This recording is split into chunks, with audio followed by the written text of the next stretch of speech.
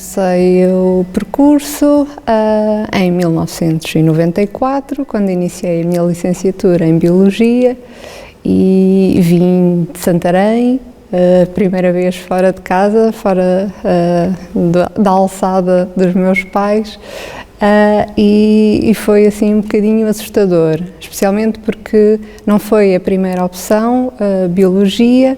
Gostaria de ter ficado com a Engenharia do Ambiente, mas entretanto conheci muitos amigos. A dada altura fui para a Associação Académica de Coimbra, estive numa lista para a Direção-Geral e a lista ganhou. Então foi aí que eu comecei a ter uma noção completamente da universidade, ter conhecimentos da academia. Conheci pessoas incríveis e participei em projetos maravilhosos.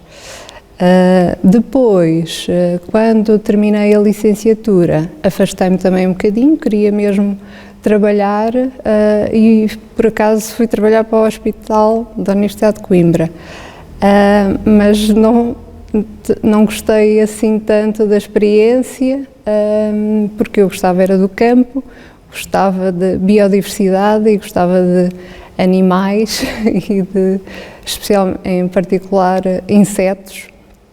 E então tive a oportunidade de fazer um estágio do ICN nas dunas de São Jacinto e para tal precisava de um apoio de um laboratório.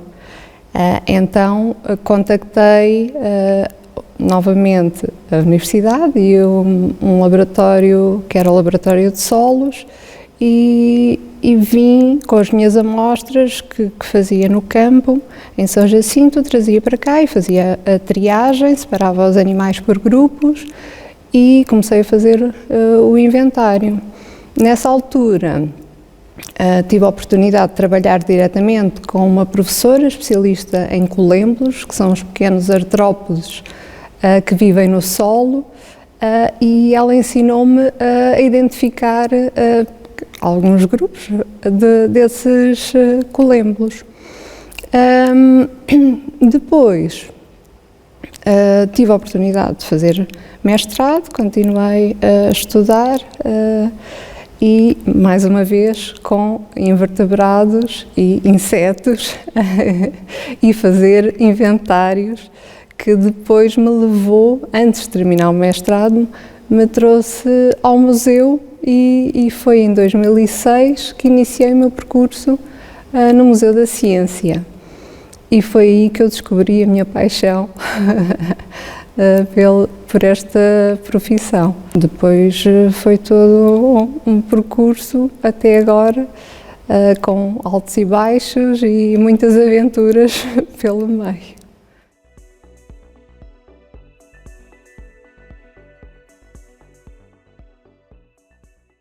Estes animais foram tratados há muitos anos. Para terem noção, muitos deles têm mais de 250 anos e a sua maioria, pelo menos, mais de 150 anos. Portanto, alguns são ainda do século XVIII, outros do final do século XIX, na sua maioria.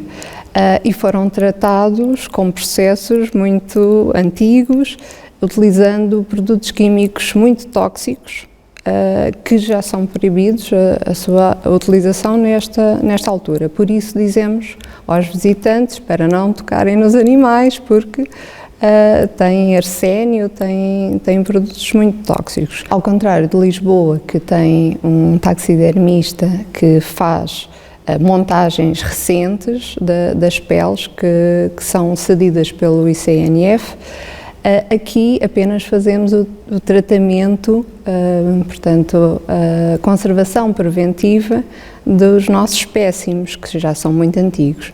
Fazemos uma limpeza com aspiração e pincelamos para tirar o pó e em todo o museu fazemos desinfestações regulares. De 3 em 3 meses vem cá uma empresa fazer a desinfestação. Existem outros tipos de conservação, como aos meios líquidos, que aí temos que verificar o nível do álcool. Se estiver a descer é porque está a evaporar, temos que verificar se o frasco está com mazelas, se está partido, ou se apenas o selante está danificado e temos que colocar novo selante e reidratar e encher o frasco novamente com álcool. Depois temos outro tipo de conservação, os insetos a seco nas caixinhas com alfinetes espetados, e aí a desinfestação do edifício não resulta nesse tipo de conservação. Então, cada caixa tem um pequeno recipiente com algodão em que se introduz um inseticida para ficar a caixa protegida de pragas.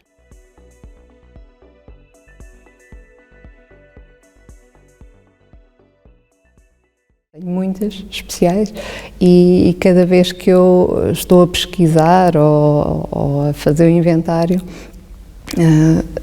começo a envolver-me naquela coleção ou naquele exemplar e quero sempre descobrir mais coisas. Neste momento estou a fazer o inventário das borboletas do Carvalho Monteiro, da Quinta da Recaleira.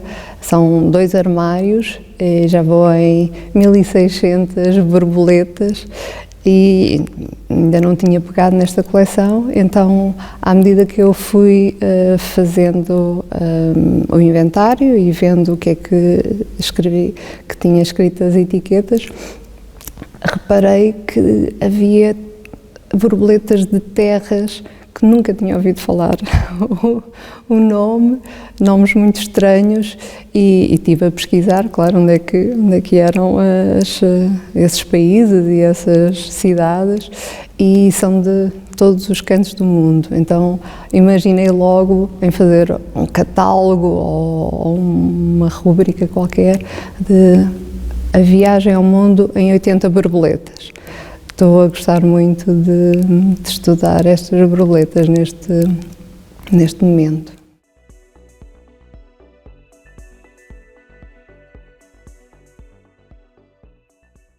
Às vezes é por pedidos, querem saber mais sobre um objeto ou um espécime, e outras vezes é por mero acaso. Nós temos tido muitos alunos de mestrado a estudar algumas peças, e uma história engraçada é que veio cá uma aluna e queria estudar os crânios dos bois, que nós temos uma coleção de diferentes raças de bois, e ela queria estudar esses crânios para saber mais. Nessa mesma altura chegou-nos uma listagem, um caderno das despesas antigas, e então tivemos a ver se havia alguma informação nesse caderno, nesse livro de despesas. Não encontramos nada, mas andámos a ver tudo da zoologia. Nesse livro havia as despesas de todas as secções, ainda estava a mineralogia fundida com a zoologia, era tudo a mesma secção. Não encontramos nada, mas encontramos uma despesa de contratação de um carpinteiro para esculpir ossos em madeira de laranjeira para completar o esqueleto do hipopótamo. Eu fiquei assim um bocado chocada, porque eu passei pelo hipopótamo imensas vezes e a etiqueta que tinha o hipopótamo dizia que era o esqueleto completo do hipopótamo, e eu assumi que estava certo. E então fomos ver, com olhos de ver, o esqueleto do hipopótamo e descobrimos realmente alguns ossinhos esculpidos em madeira. E a partir daí foi um desenrolar de acontecimentos. Nessa altura também estava cá uma investigadora de cobras que a nossa coleção, na sua maioria, foi doada por um senhor brasileiro chamado Luís de Carvalho, primo do Carvalho Monteiro, e eu pedi a uma colega minha para ir ver alguma coisa sobre este senhor, que não sabíamos nada, e a coleção tinha chegado no final do século XIX, em 1899. E ela foi pesquisar, disse que não tinha encontrado nada, mas que tinha encontrado em 1902 a doação de um esqueleto de hipopótamo, sem falarmos da descoberta dos ossos de madeira. Ela também veio com a conversa do hipopótamo, que tinha sido doado pelo governador de Angola ao Bernardino Machado, que era professor de antropologia nesta altura, e que depois ele tinha doado à secção de zoologia, ao diretor, na altura, Bernardo Aires, para aqui para a zoologia, e completou-se, o puzzle estava-se a começar a formar. Então, claro, não conseguimos deixar de investigar, pesquisar mais coisas, e pedimos auxílio a pessoas que conheciam mais de antropologia. Veio cá uma colega minha, antropóloga, que viu que tinha vários furos no esqueleto, um deles no crânio, mas como tinha regeneração do osso, queria dizer que a bala não o tinha morto naquela altura, portanto ele sobreviveu àquela bala. Outra numa costela, que também tinha regeneração do osso, por isso também sobreviveu. Viu também que tinha o osso de uma pata muito deformado, então ele sofria de artroses. E depois também contactei uma especialista em hipopótamos para me dizer mais ou menos a idade do exemplar, e ela tive que tirar uma fotografia aos molares, e ela disse que devia ter cerca de 50 anos quando ele faleceu. Então foi um trabalho extraordinário e foi muito gratificante, de um esqueleto que não tínhamos informação nenhuma, conseguirmos fazer uma história.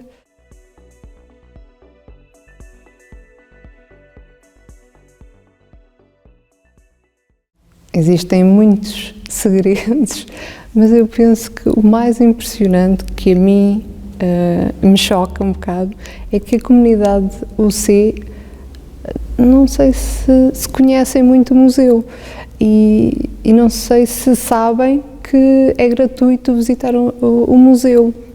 Então os alunos, os funcionários podem vir visitar o museu quantas vezes quiserem e quando apetecer. E mesmo estando esta parte fechada ao público neste momento, se os professores organizarem uma visita, poderão visitar esta parte com uma nova perspectiva, porque está encerrado, podem ver mais os bastidores, o que é que se está a fazer agora, neste momento, e acho que é uma grande oportunidade, e convidava as pessoas a virem visitar o museu, e que estamos aqui prontos para receber tanto visitantes como também alunos para trabalharem aqui, a terem experiência, a fazerem um voluntariado ou, quiçá, fazer tese de mestrado ou doutoramento, que seria fantástico, a mais participação da comunidade UC aqui no museu, e o museu também partilhar o seu espólio, não só a zoologia, como as outras áreas todas. Eu acho que é fantástico.